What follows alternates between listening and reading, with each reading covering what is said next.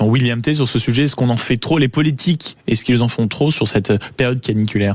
On aimerait bien qu'ils fassent quelque chose. Le problème, c'est qu'ils font pas grand-chose en fait actuellement. En fait, quand vous regardez la situation, ils bougent beaucoup, ils parlent beaucoup, mais concrètement, ils sont en incapacité de pouvoir proposer quoi que ce soit. Ça veut dire que lorsque vous regardez les problèmes liés à la canicule, c'est-à-dire qu'en fait, des gens ont besoin d'aide soit pour s'hydrater, soit pour en fait se rafraîchir. Mais on sait depuis des années maintenant qu'on va avoir des périodes de canicule, mais on n'a pas mis en place un plan climatisation pour pouvoir rafraîchir les écoles. Et également, si on poursuit également la réflexion, on n'a pas mis également on n'a pas mis également un plan pour pouvoir rafraîchir les hôpitaux. On n'a pas mis un plan également, merci. On n'a pas mis un plan également pour pouvoir soutenir en fait les pouvoirs publics pour qu'ils puissent travailler dans des conditions acceptables. Et qu'est-ce que font les ministres dans cette situation? Ils proposent soit des interdictions, soit ils proposent de limiter les libertés individuelles, soit en fait ils proposent des plans de communication divers et variés. Mais quand vous regardez la situation, en fait, est-ce que c'est le rôle véritablement de l'État, et c'est la question que vous posez, de pouvoir faire ce genre de choses? Moi, je pense que Nicolas a raison. Ils sont obligés d'agir pour montrer, par rapport à 2003, qu'ils sont pas inactifs. Mais est-ce que pour autant ils sont actifs? Quand vous regardez les actes concrets faits par le gouvernement Lecornu, ils délèguent au préfet et aux pouvoirs publics locaux le soin des interdictions.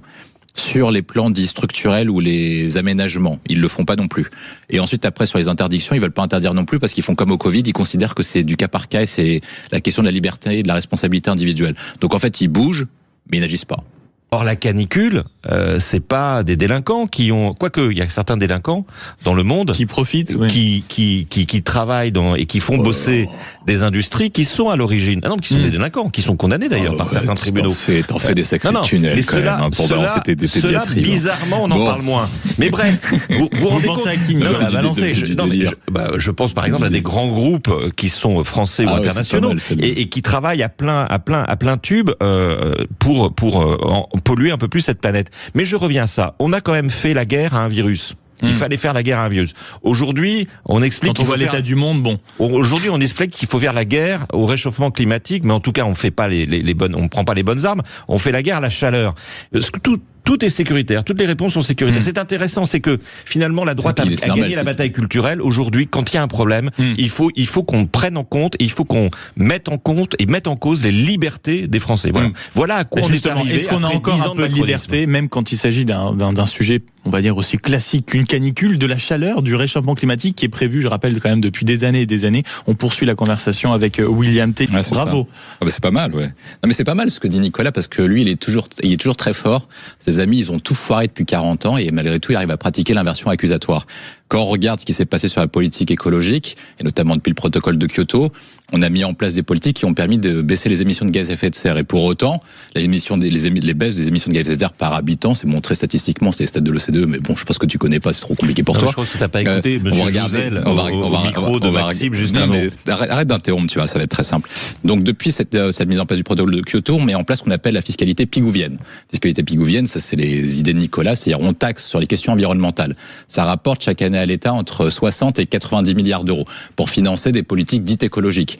Donc, sous son impulsion et ses amis, on a financé des trucs qui fonctionnent très bien. Les plans vélo, les trucs d'Hidalgo, enfin tous les trucs de délire qui fonctionnent.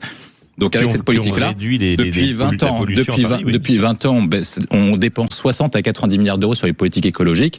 Et toi, tu dis que ce sont les grandes entreprises qui volent. Moi, ce que je dis que ceux qui volent et ceux qui nous ont narqués, c'est tes potes escrologistes qui ont cramé 60 à 90 milliards d'euros dans la caisse publique, qui ont piqué l'argent des Français, qui ont taxé les pauvres types qui voulaient utiliser leur bagnole pour prendre du carburant, qui voulaient se chauffer un peu plus fort, qui voulaient en fait aller se balader. Et donc, en dépensant tout ça, les Français ont le droit de se demander qu'est-ce qu'on a fait concrètement avec ces 60 à 90 milliards d'euros?